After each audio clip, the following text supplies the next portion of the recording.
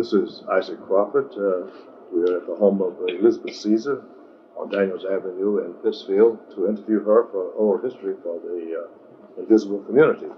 Hello, Elizabeth. Hi, how are you, Isaac? Fine, thanks. And you? Fine, thanks. Okay, let's begin with some questions. You have an idea what the background of this is all about. We discussed that, right? So, who were your parents? My parents was Helen Blanche Fry, that was my mother, and my father was Lloyd Moorhead. Lloyd Moorhead. Yeah, And Lloyd Adam. Where were they born? My mother was born in Pittsfield. My father was born in North Carolina. Mm-hmm. And so, when did he come to Massachusetts? He came to Massachusetts probably when he was about 12. Mm-hmm. They ended up in Boston. Why did they come to the Berkshire? Do you have any idea? Well, my grandfather, my father's father, I never met. So they came, and my grandmother was a highly domestic woman, you know, cooking and sewing and artsy and craft things. And my grandfather was, he wrote, he was a writer. And so that's why they came here. So there was just 3 boys on my father's side. Mm-hmm. My mom's side, there was 11 children. Right. Do you have any idea of your grandparents, who they were? My mother's? Yeah, your mother's parents or your father's parents? Oh, yeah. My mother's parents was Louis and Elizabeth Fry. Mm-hmm. And then you want to go back further? Well, if you can. Yeah, my mother's grandmother was not Bess, but because she came from Courtney, Ireland. She was, I could see her right now and watch in Berkshire. They own that Berkshire Mountain down there where in the gully. So she was Irish. Yeah. Very stately, blind, totally blind. Is that right? Yeah. And she come from Courtney, Ireland, and my grandfather was, my great-grandfather was a Cherokee Indian, you know, from somewhere in Pennsylvania. Right. It's amazing the number of blacks who have Indian blood, almost all those I've talked to have. And you said she was born in Ireland. How about your great-grandfathers? You know where they were born? No, I don't remember where. Grandpa, he was a Hoos. That's right. They were, Grandma was a Hoos. Right. Excuse me. My grandmother was a Hoos, so they were born up in Berkshire, you know, way up in Hinsdale, somewhere around there. That's another old line family in the Berkshires, the Hooses, Yeah. I've seen the name several times in the census back in 1900 and 1870. Yeah. And her name was Bess Hoos. Bess Hoos. Yeah. You were born in Pittsfield. I was born in Pittsfield, And you've been here all your life? All my life, with the exception about 4 or 5 years when I went to Detroit for a different kind of nursing. I remember that, yeah. So, you have brothers and sisters? I have 1 sister, and I had 5 brothers. One died, John, about 6 years ago. And the names? My sister's name was Rosemary. Durant now, Moorhead, first Moorhead. And then my brothers are Bill Lloyd Moorhead. He lives in Detroit, 70 years old. And then me, and then Donald Moorhead. He lives in Seattle, Washington, bank president, and he's 66. And then there was John, which died 6 years ago. And he was also the owner of the Riverside Cafe, located in Pittsfield. And prior to that, he was a big, I think, in the union in New York for fabrics and stuff like that. And then there was Melvin, that lives here in Pittsfield. And then there was Bruce, my brother Bruce, that's in California now, and my sister Rosemary. Mm-hmm. So those that left the area, you have any idea why they left?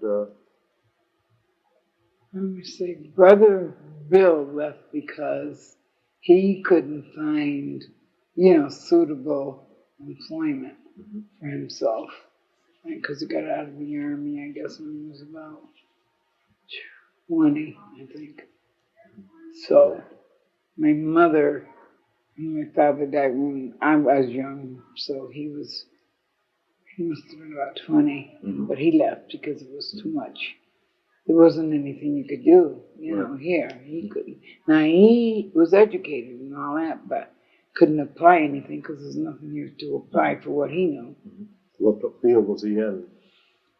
He was more into sports, baseball, and you didn't have the money because both of my parents died. My mother died in 1949, and my dad died in 1947. So I was 18 and 19. So my brother was just a year older than I am. So. You were married, of course. You had your husband's name? John. Caesar? Yes. And children? I had actually 13. I had a set of triplets which did not live, and my daughter Lynn was a twin. And then I had two. All of these were, I just lost them. That's all. Yeah. At 13, brings up that old joke, were you a good Catholic or such a Protestant?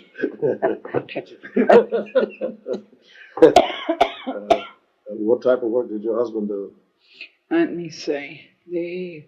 I was married twice. So the first husband was a tree climber.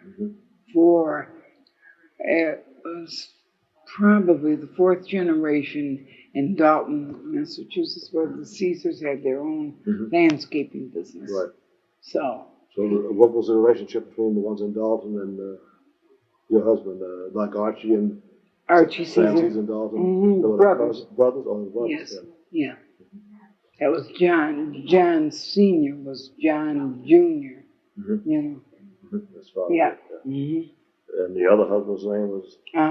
Bill. Bill. Or William Caesar. Right. And he worked? He worked for the railroad, Boston Oregon Railroad, about 31 years. And he was in the Army. So how did you meet? How did I meet Bill? I don't know. I just met.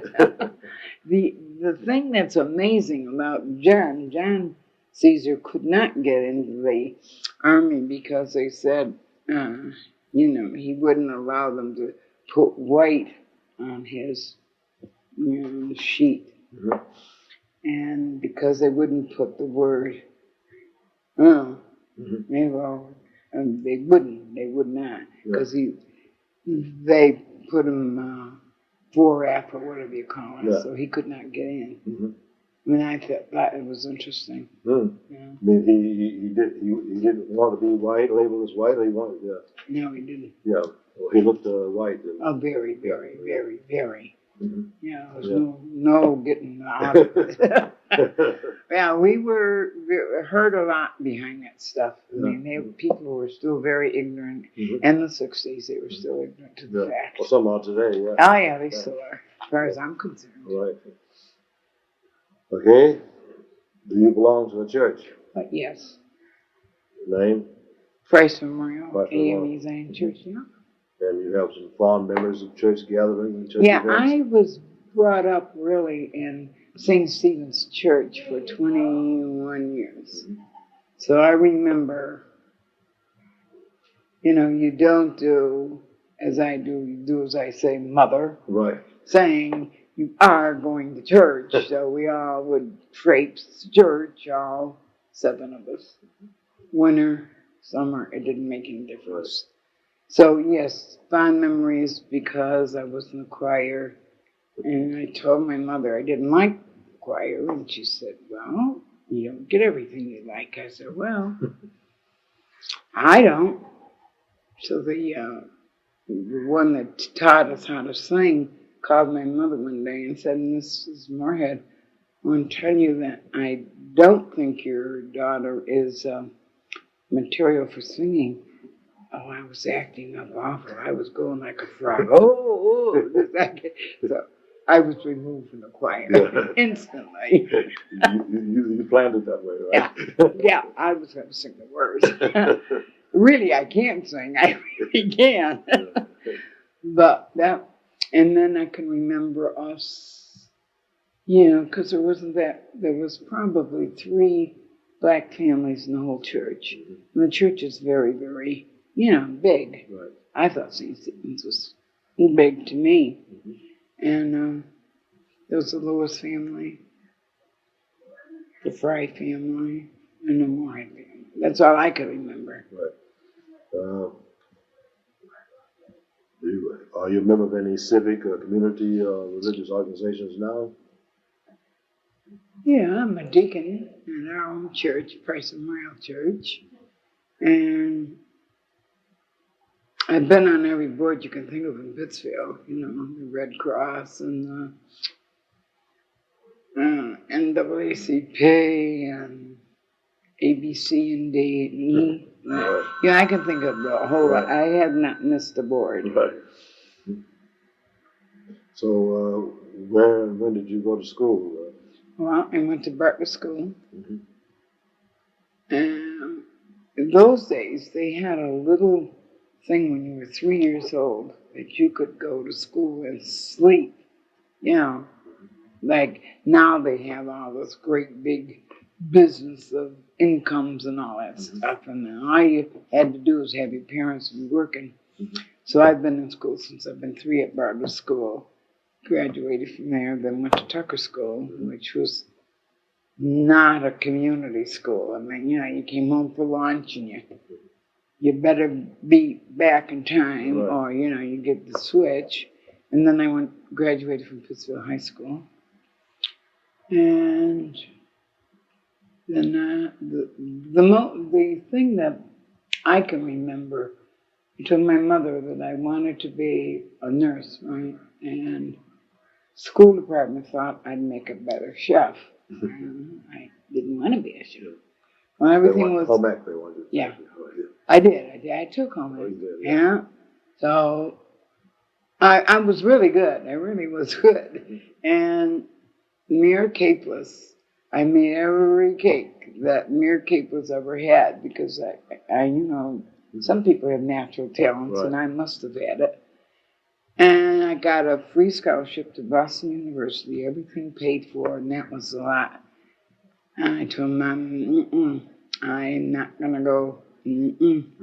We discussed, my father, my mother, and my aunts. And in those days, everybody, at least in our family, everybody discussed a big situation like that. So I ended up taking the test, a pot stand test in Albany, New York. And, excuse me. Well, anyway. I'll stop. So my mother took me to Albany, New York, to take an exam in one of those hotels. I can't think of the name of it.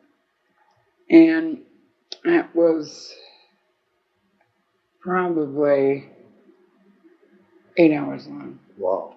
Yeah, it was a long, long thing. And all my white friends said they got accepted. So I want to know how come I didn't, Yeah. So my mother said, well, Tubby, maybe no.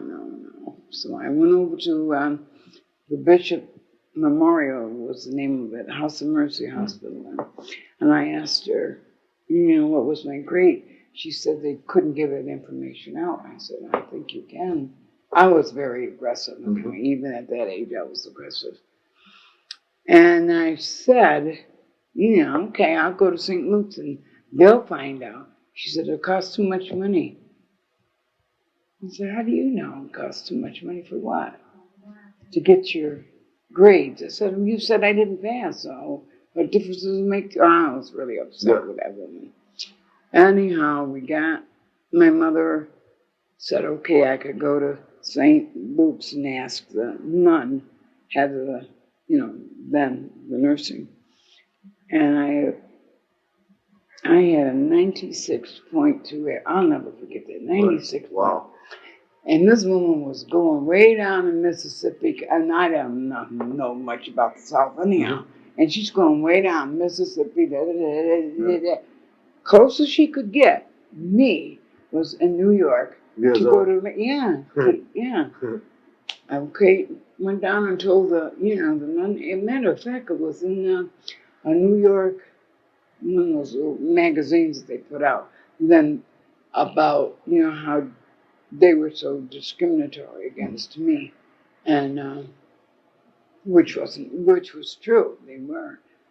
I got into St. Luke's in 1947, and didn't have much trouble until I hit Springfield for orthopedic nursing, and they really gave me a hard time, because they didn't like blacks. Mm-hmm.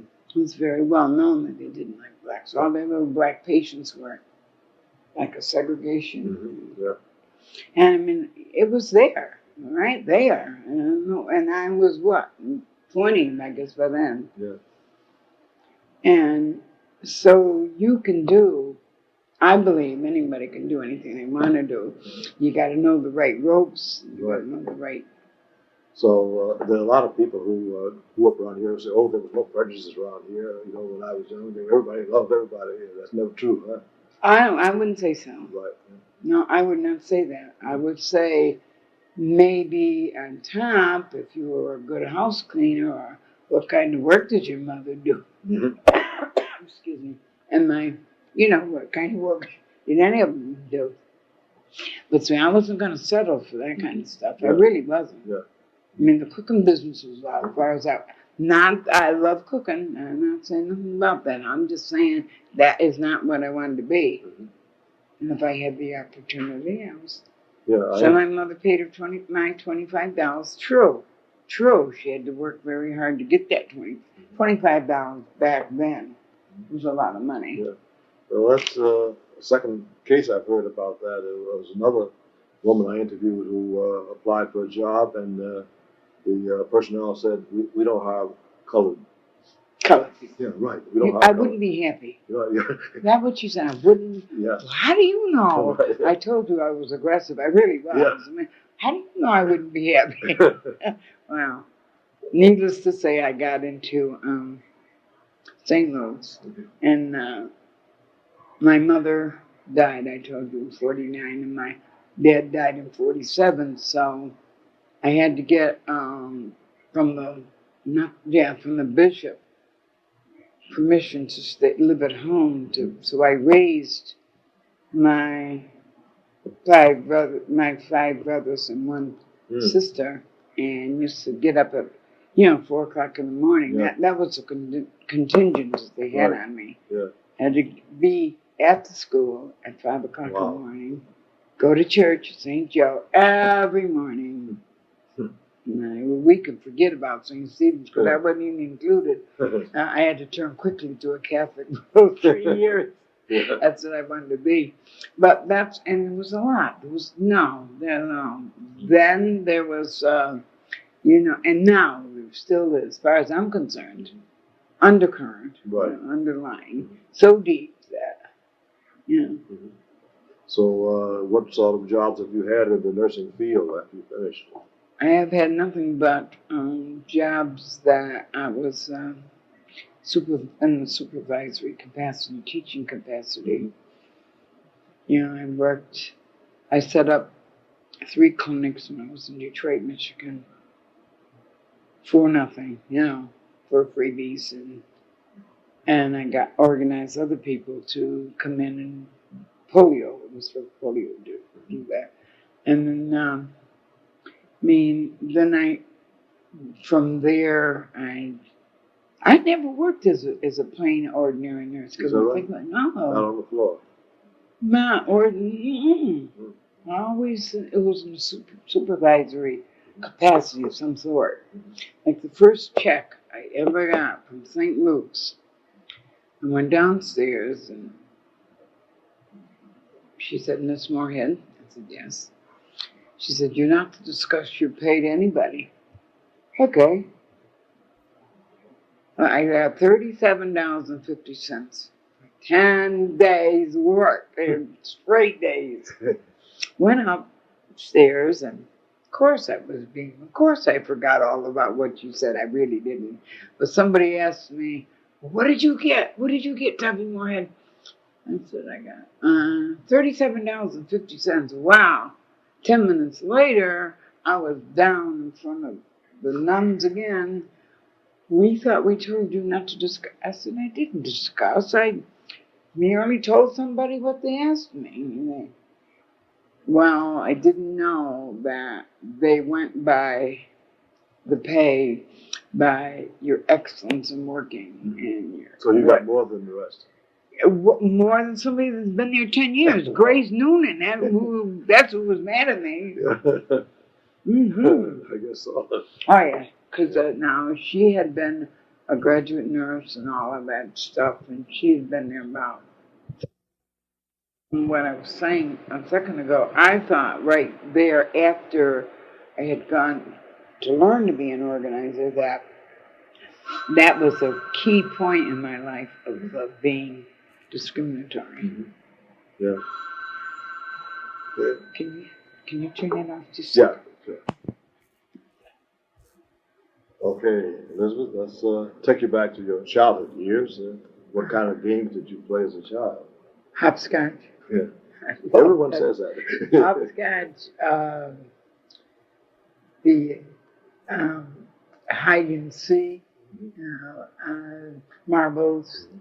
I wasn't too much into sports, baseball. And I really wasn't. I played an awful lot of doctor and fixing the dolls and fixing the neighborhood kids. And Is that what prompted you to want to be a nurse? Probably, because I wanted to go to India when I was, about 24. And be, a nurse over there because there was so much poor. Yeah. Did you learn any nursery rhymes? Did you chant any of those when you were a kid? Yeah, I used to sing. What did I used to sing?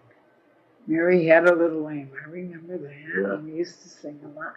I sang a lot of church songs. Mm-hmm. Can't sing, but you know what I mean. Right. Hummed them. Mm-hmm. And let's see, what else did I do? Well, I was more into, trying to help the neighborhood kids, even at 9 years old, because I had to raise those kids before I went to school. I had to get 3 kids outdoors before I could go to school. So you had a lot of household chores, even as a child. Oh, yeah. Cooked and cleaned and washed clothes. Because my mother, at that point, my dad was sick in the bed for 4 years, and my mom worked 2 jobs and a half for every day that I can remember of her life. GE and cooking and another cooking job. Every weekend she would have us take beans and bread up to Butler School where she cooked. And then she did laundry also for the White Tree and Wendell Avenue. Yeah. And we had to do that. We had to go through the pit park on the sled. No, we really can't. It wasn't would you please, So it wasn't just chores, it was almost a full-time job. Oh, yeah. Oh, yeah, because, like I said, I raised everybody but my brother Bill. Raised John, Donald, And then when my mother died, I made sure that those guys got a job right quick. And one was 12 and one was 10. You guys want any money, you gotta go out Yeah. and get some. Well, they stayed in school and worked, or did they? Oh, no, no. Everybody went to, one worked for Joe Roberto, Mm-hmm. which was on Columbus Avenue, and that was Brother John. And he was a hustler, though. And he also worked on Saturday and Sunday after church. He worked at the Sheridan Hotel, you know, the hotel there, and Shining Shoes. And that was John. Brother Donald was still in his, I would say, sports, and he did a lot of sports stuff. But people had, like, for instance, when my mother did die, I think she had the biggest funeral I ever seen in my life. At least 2,600 people were there. Wow. I remember the article. Oh, my mother? Oh, yeah. My brother Donald was, the first black president of Pittsfield High. Mm-hmm. And then I was the first black nurse from Mm-hmm. that graduated from this city. Mm-hmm. Yeah, and then others followed right after me. I think the year after you, there were 3 or 4 others that went in, right? Yeah. Right. Bernice Gardner was for one from Bishop Memorial, but she didn't have no 96 average. Mm-hmm. She got in? Yes, she did. Why did she pass? Yes, she did pass. That was my cousin. Yeah, she looked like she was an Indian. Yeah. Yes. So I have some reservations about folks saying certain people can't get in certain things. Yeah. You got to pursue it. You got to go ahead and go. What sort of values or lessons did your parents instill in you? If you can't, this is my father's famous thing, if you can't afford something, you don't get it. You work for whatever you want. You don't steal nothing in this house that your mother or myself don't know where it comes from. Mm-hmm. It's out. Right. Yeah. That's it. Mm-hmm. No talking about it. Mm-hmm. And we ate excellent. Yeah. My father was an excellent cook. My mother was also. So I meant there wasn't no fancy stuff, but it was very, like I really never ate hot dogs and that stuff till I was about 10. Mm-hmm. Yeah. And we had stews and, really hearty meals as far as I was concerned. Right. And there was prayers said at every meal. And if you didn't say them, especially my father, if you didn't say them in unison, then you just didn't eat that. No, you didn't eat. And my father was tough on that. Yeah. Tough. So I don't know. His mother must have been tough on me, but she really, he just didn't play at the table. Yeah. That was that. I don't like this, and I don't want that. And there was never, that I can remember, never anything separate cooked for somebody else. Mm-hmm. You ate that or else? Yeah. That leads to my next question. What sort of discipline was enforced, or was there any?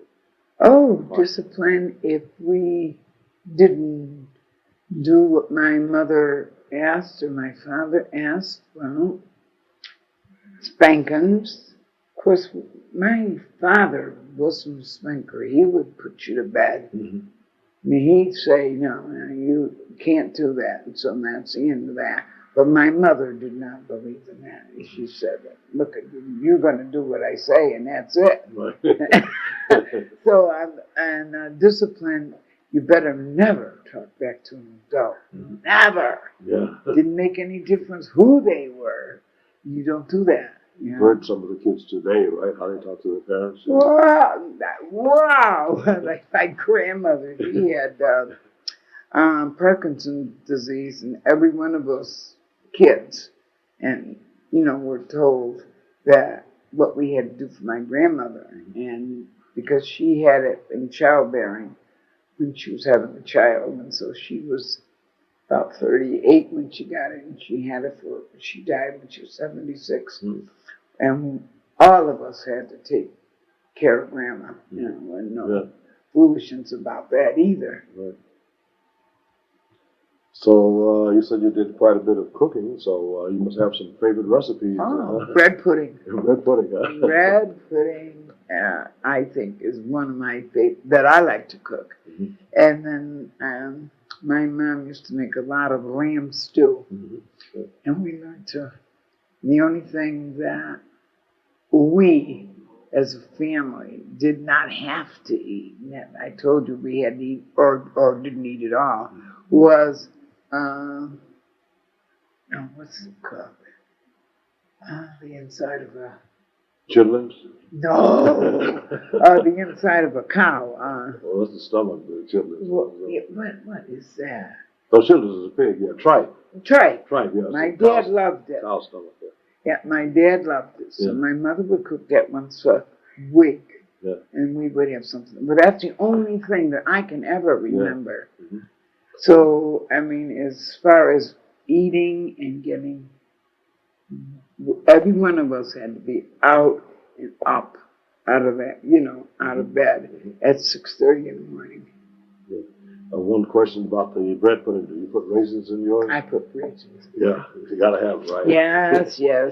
And, it was WPA. Yeah. My mother and father wasn't on it, but my uncles, and they would bring tons of the raisins and the oranges and stuff that, yeah, I got tired of raisins and oranges, and my mother used to know how to fix the oranges and make it smell good, and we had great Christmases, great Christmases.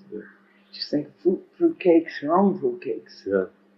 I know you were quite busy, but did you have time to develop any hobbies, side interests? Side interests, I think that I was always somebody that I always like to talk to people. So side, I would say, was, Mary, would you get that, please? My side interest was, I used to like to sing on the porch with Rosemary, friend Rosemary Persephone, Yeah. Wouldn't sing with a hoop because I couldn't, but I used to go to the park. I wasn't an angel, that's for sure, Yeah. but I'm just saying the things that we could do. My mother didn't allow, I was, that's all right, 16. I was 16 years old before I could legally go to the pit park. I used to sneak off, of course. Right.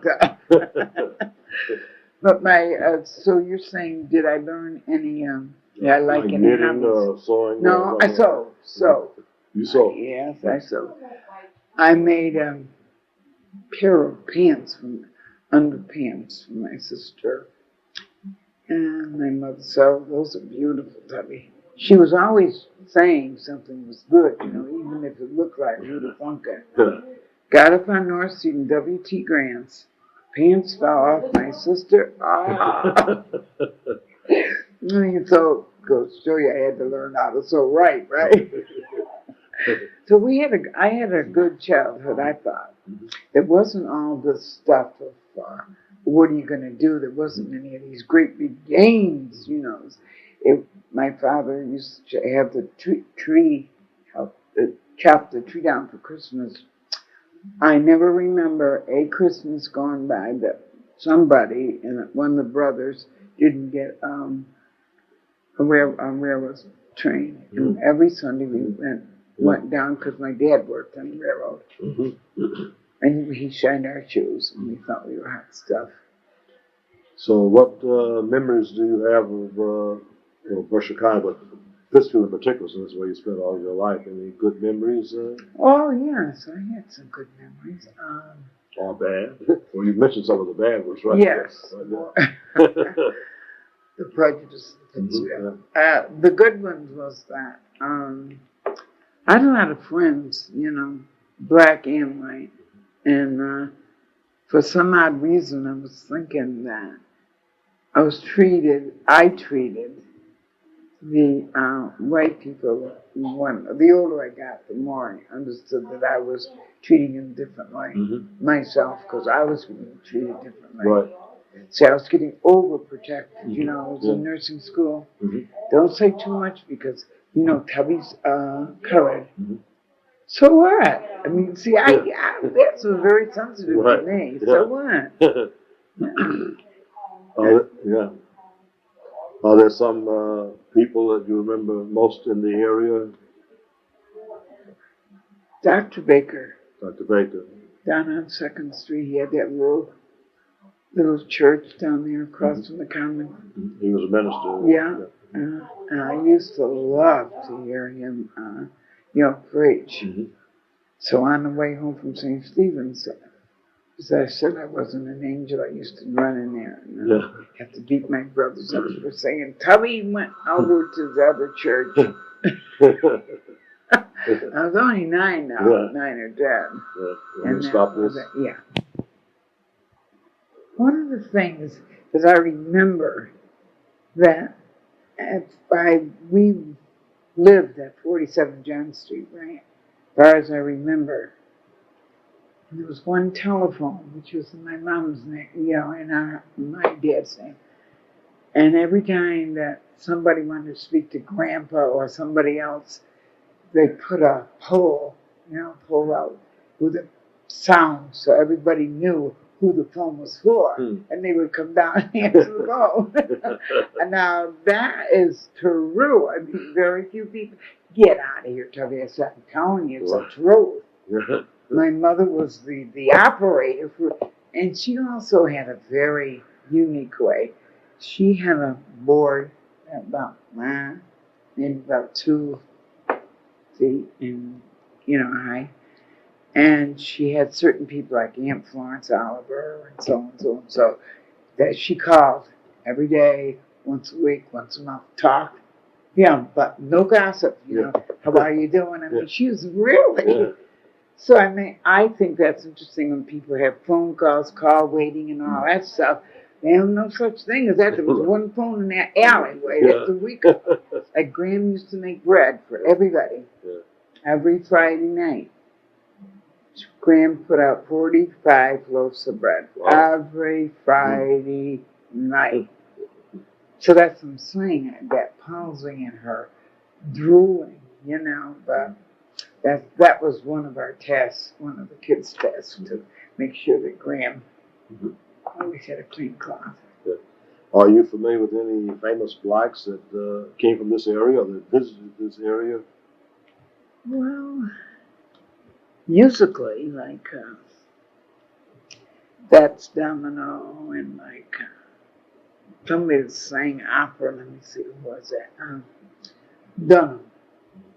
Seems to me she was here down to because my brother found a job down. Yeah, it was her. And then the one that plays the guitar, I forgot her name. But what's that woman's name? But anyhow, I remember now anything musical, because I couldn't sing. I'd love to support anything, concerts or whenever they had them, whenever we could sneak in. Oh, sorry. Important people that were black. I'm so sure that I remember my grandfather up there on Upper West Street, across where the Red Cross building is now. There used to be for the children, that crippled children's home. Yeah. Mrs. Wilson Juanita Wilson worked there, and beyond that, there was a black man there, owned a whole bunch of land, and he was an attorney here. But I don't know what his name was, but he was an attorney. Yeah, so there were some blacks who had businesses here. It was cooks, I think. I remember Dude Scales up on Columbus Avenue had a barber shop. Him and my Uncle Louie. Yeah. And then there was Jerry Oakley. Jerry Oakley down on Dewey Avenue. Right. And then there was people that were caterers. And I remember, I think the most thing I can remember is there was always a black minister in this town. Always. To me. Yeah. We recently had the veteran talk about Samuel Harrison, who was at the Second Congregational Church, and he was a chaplain in the Civil War too. Oh. He died in 1900 after about 50 years here. Yeah, before. Yeah. Okay, and then some of them, a lot of people own property here, and blacks own their own houses. I don't think so. No. I think most of the people lived on Mill Street and Deering Street. Rentals. Rentals. Yeah. Yeah. And like they used to call my friends, and myself, anybody that lived past that bridge, the 400s. Right. I was so upset about that, but they did. Yeah. So how long have you been in this house? 37 years. 37. Yeah. Mm-hmm. So were there any women involved in any commercial ventures in town? Had their own businesses or anything? Sewing. Sewing. I'm trying to think who. Yes, there was a sewing machine. People who used to be a seamstress. Mm-hmm. Mrs. Staples, I remember. She used to be a great laundress. Great. Yeah. Doing those curtains, and she took hours and hours and hours to pin curtains on and never put a flat iron on. Oh, they were beautiful. Yeah. I know. I've been going through the census records from the early 1900s, and a large number of women were laundresses at home. They did the laundry at home. Because Mom did that. That was that third job I was telling you. She had 3 jobs. Yep, and she used to charge 3 cents. No, 3 handkerchiefs, which she used to do for the white tree, and a dime. Wow. Yeah. So, and then that was another income. So you're talking about, her in the GE, her cooking, and for Mrs. French on Wendell Avenue. She did that right after that's why we didn't see her too much. Right? Mm-hmm. So, she sewed. Mm-hmm. Yeah. Aunt Dort sewed. Yeah. My Aunt Dort. They professionally sewed for folks. Okay, some reflections. What did you do in your life that you're most proud of? Going to Russia. You going to Russia? Yeah. What did you do that? I did that about 12 years ago. Mm. I was chosen, and I was very, very, very happy about that. I wanted to keep up nursing anyhow, because I always liked that kind. Nursing, I told you that. Yeah. I went for 16 days, and I was chosen from about 100 nurses now. I never put my name in there, and I still don't know whoever did. But it worked. There I was, because I was working for mental health then, for 333 East Street in Pittsfield. Yeah. But I worked for Meridian. That was for mental health, and I was chosen, so I went there. And I remember my brother John drove me down there, and we had a class. It was 2,000. Wow. From all over the. We went to John F. Kennedy, to meet with the other people. My brother John took me when I was going to Russia, and. In order to get there, now this wasn't that many years ago, in order to get there, my brother John gave this kind of party up at Pennsylvania Lake, so I could have enough money, because nobody knew what it was going to entail. You didn't have to pay your own way, though. Not all of it, but if you wanted, anything, you had that. Right. So I think the trip was $3,700. I want to say $3,700, and they paid $3,000. I remember that. So that was the most important, because, that was one of my highlights of my life. Because I could push it back, and that's before the coup came in Russia, so you could see all the stuff that really went down in Russia, and people. They were still communists at that time. Yeah. Like I was saying my prayers, very, very soft to myself, almost to myself. I was just saying, God bless whatever, whoever. Mm-hmm. And knock came at the door, and I went to it because I was in a room with another girl named Kathleen, and they said, cease. Cease what? This guy must have been 6'6" and that black hair. So I said, okay, because before we went there, we had to I studied about 6 months here in this house. They had to learn some Russian, Russian, what meant what and all that stuff. So I guess they got tired of coming down because they only really came down 3 times. And the last time they came down, the same night, it was 3 of them, and they took my Bible away. I was upset. Yeah. And in Russia, you had to go to where they chose you to go. Not where you wanted to go. No, Yeah. no. Like we went to see Madame Butterfly now. Yeah, it was a great show, great musical, but You're not into opera, huh? not really. And someone let me. I got an article on myself if I can find it. Someone let me take a mink coat. So I was sitting in the opera and I wasn't paying much attention. And I knew someone was behind me, walking past. So I got up and they had cut the coat right in half. I about flipped. No insurance over there. No, I couldn't collect a penny They for were that. against animals. And and a very beautiful place. But just somebody wanted, and that was the end of that.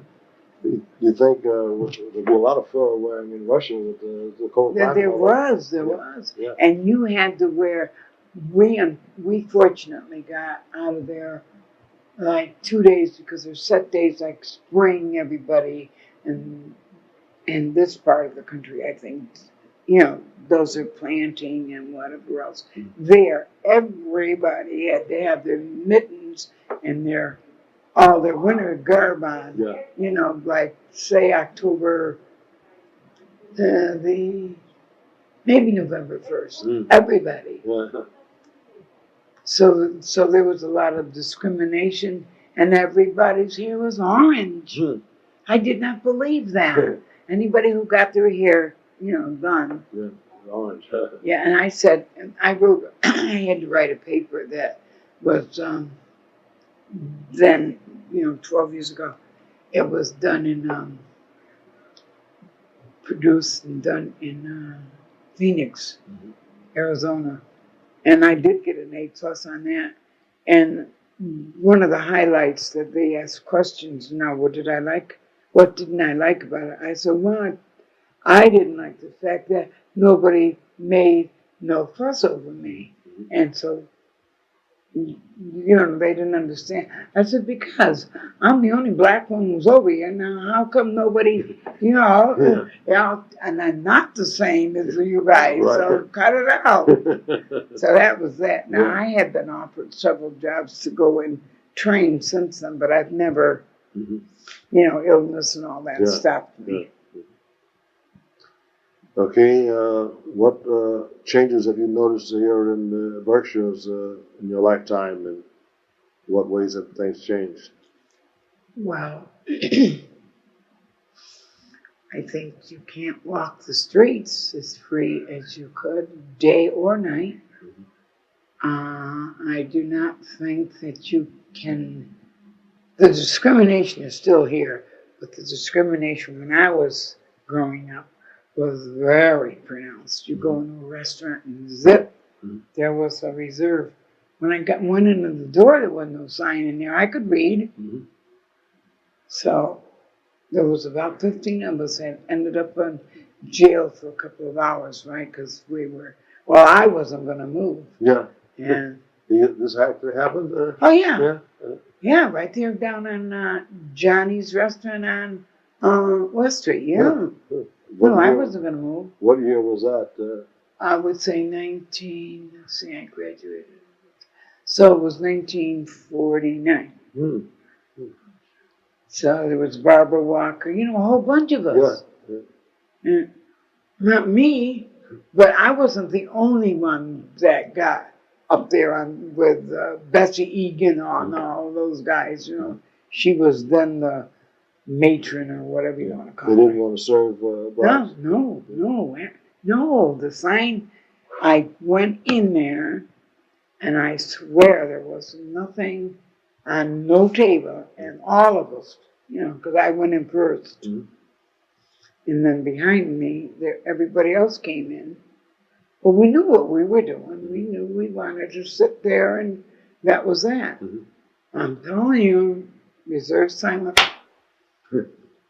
Just like that, huh? Yes, who's reserved for it? And that was the only table available?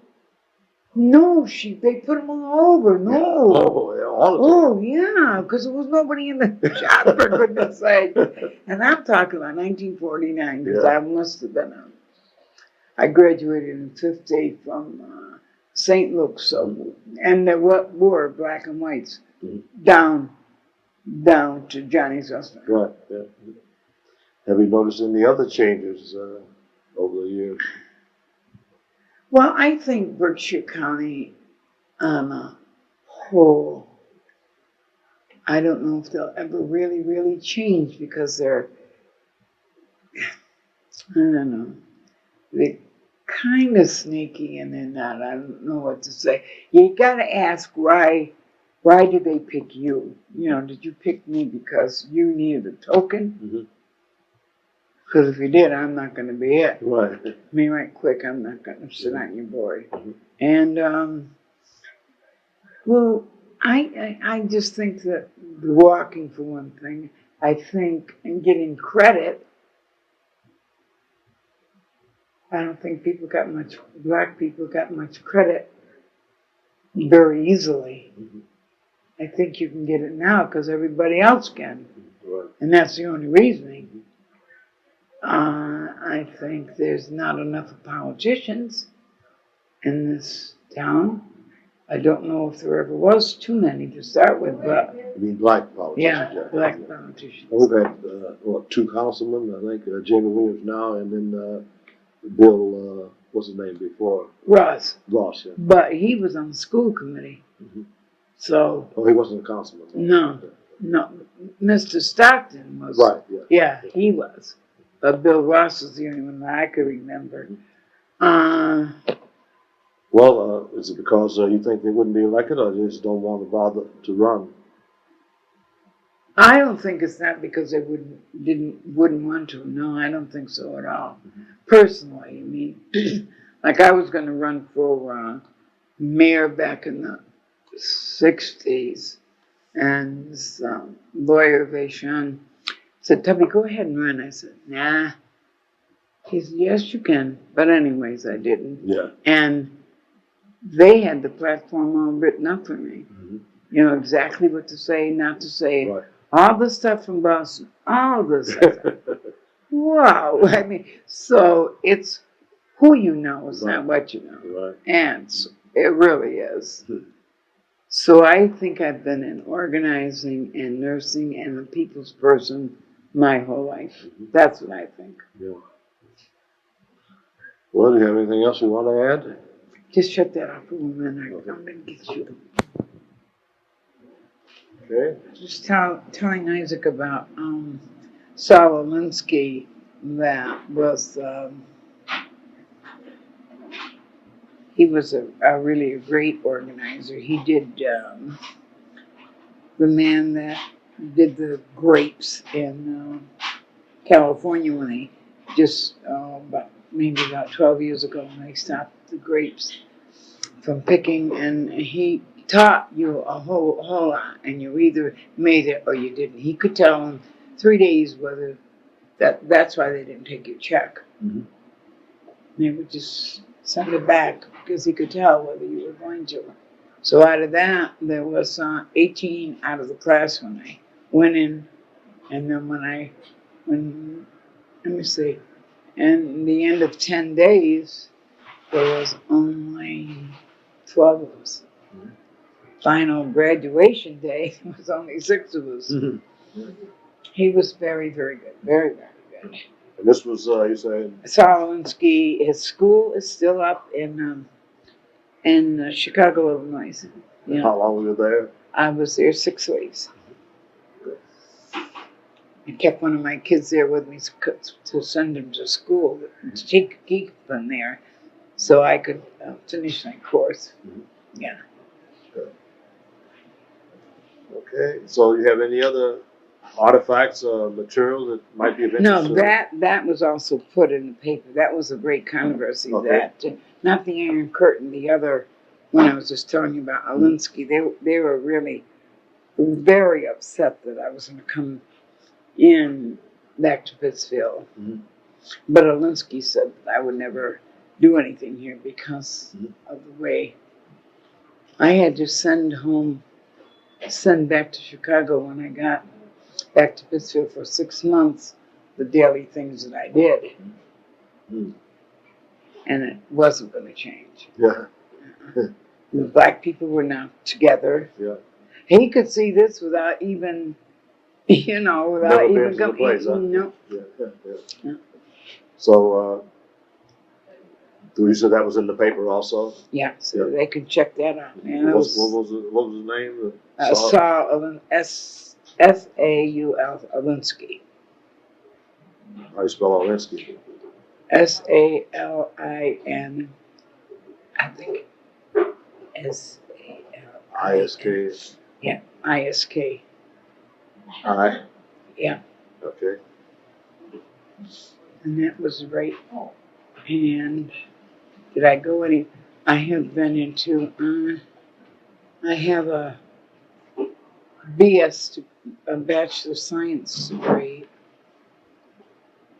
about 7 points away because I've gone to any kind of school or any school you can think of on behavioral with, black and white. I studied that. Okay, well, I'll give you this to fill out, a little background information, and then also have a release form that you have to sign, okay? Here's a pen.